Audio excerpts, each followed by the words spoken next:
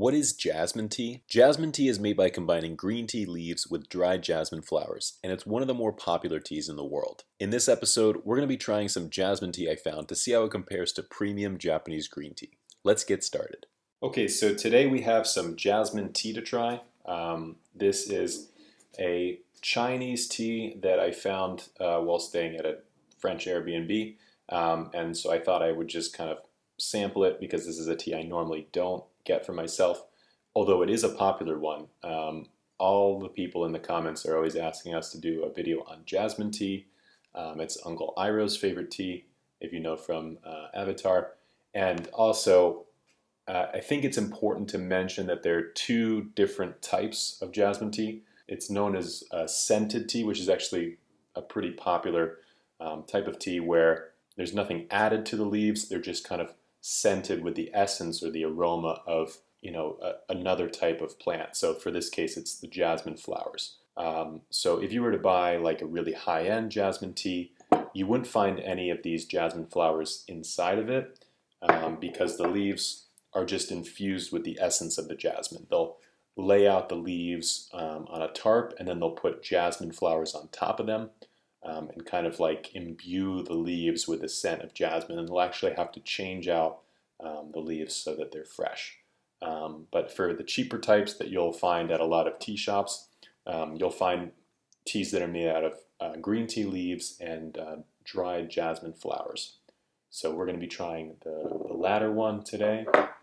I'm going to be brewing it in a similar method to the Japanese green teas that I brew. And I'm going to be using a different teapot because I like to use, when I kind of go off track a little bit and brew these non-Japanese green teas, I like to use this glazed teapot so that the flavor doesn't kind of season the less glazed teapot. So then, I want to kind of preserve the flavor of that teapot for teas like gyokuro and sencha, some of the more premium Japanese green teas, and then the kind of herbal infusions and other types of green teas that I brew are going to be in this one. So you can see right away the jasmine flowers are starting to float to the top, so they're clearly much lighter, although some of the leaves are floating to the top as well.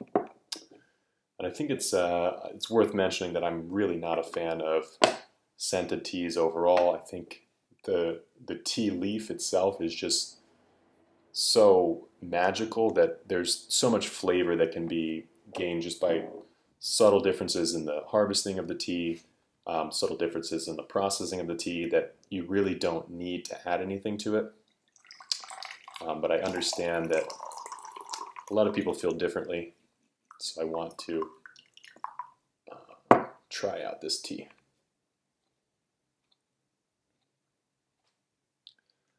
So the color is a little bit paler. It's kind of like a really light yellowish orange color. We'll go ahead and look at the wet leaves. You see they're much lighter than what you would typically find in like a shaded Japanese green tea. So clearly these leaves are unshaded. They kind of have this almost like camo green color to them. Very nice. So the taste. Well, actually, I can start with the aroma coming off the cup. It's very clearly like a kind of a perfumey floral aroma from the jasmine flowers that's going right to the surface of the tea. So right in here, the aroma is really collecting of these kind of jasmine flowers. Ooh, the flavor is not so good. So clearly, they're using very, very bitter tea leaves here, and the more of the emphasis is kind of on the aroma of the tea, not necessarily the flavor. So this is not to say that all jasmine teas are like this, but just this particular one. And I think it's a good cautionary tale. Don't get too excited from the aroma of the leaves or kind of like the gimmick of the tea, which is the jasmine flowers, because if they're using lower quality kind of bitter tea leaves, that's all you're going to be tasting in the end. Yeah, if you really kind of focus on the jasmine, maybe you can ignore the bitterness of the tea, but it's, in my opinion, very strong. It's a very bitter tea. So this could be from a number of different reasons. Maybe older tea leaves are used.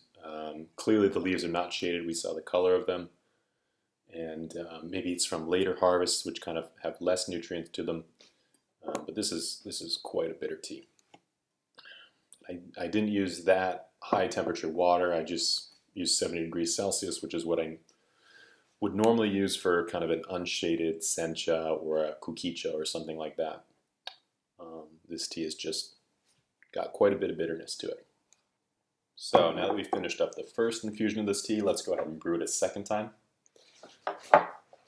So I think it's worth saying that I'm used to these Japanese green teas, so I'm going to be using that style. I'm sure there's a different way to do this, but I'm going to be using the 20-second second brewing method. So I'm going to be using the same temperature water, 20-second steeping time, and we're going to see how the flavor evolves in the second brewing. Okay, let's go ahead and pour out the tea. Man, this teapot is really misbehaving lately. It's spilling. I think the problem is that the filter is so slow. So, I don't know if you can see here, but there's a very small filter back there. And when the leaves get stuck in there, the pouring is so slow that actually the water builds up and it kind of overflows the top here. And then it kind of sprays all over. So, unfortunately, I'm going to have some cleanup after this tea. Second brewing. Still getting the aroma of the jasmine flowers coming off the tea itself, but much less powerful than before.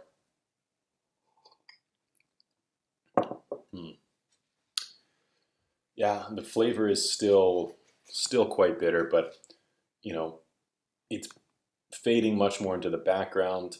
But unfortunately, like all the other tasting notes of this tea are also kind of fading into the background. So it's just kind of becoming a weaker tea.